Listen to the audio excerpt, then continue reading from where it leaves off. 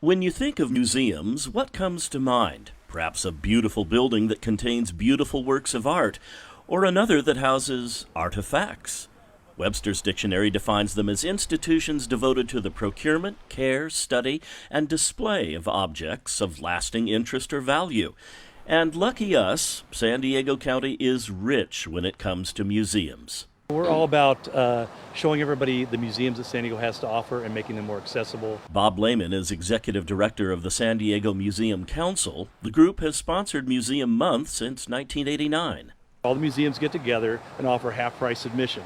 And what you do is you go and get a museum pass that looks just like this at any Macy's in San Diego County or at any public library. There's over 80 locations. When you think of museums in San Diego County, Balboa Park probably comes to mind.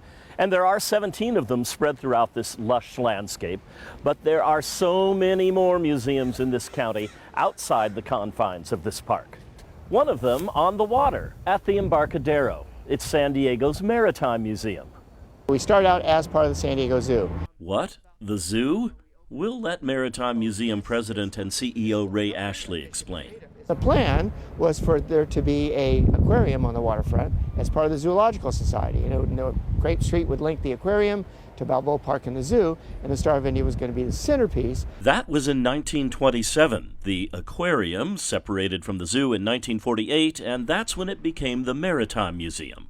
By the 70s, the museum's board of directors realized the museum needed more ships. They acquired the Berkeley to be a museum building, and then just the Medea kind of came along about the same time. So that was 3 ships, and now it's expanded to about 9 from that. So we have a much larger collection of vessels.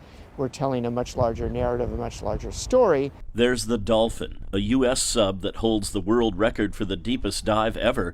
Other ships include the Surprise, used in the Russell Crowe movie Master and Commander, and a particular point of pride for the museum, the San Salvador, built here largely by museum volunteers. The Berkeley, that began its life in 1898 as a ferry boat traversing San Francisco Bay.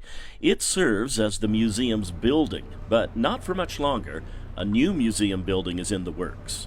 We'd move all the ships out some distance, about 100 feet away from the Embarcadero, and then the building would go right about kind of where the Berkeley is now. But for now, there's plenty to see at the Maritime Museum, one of more than 45 museums from Oceanside to the South Bay, where you and 3 friends can get 50% off the rest of this month.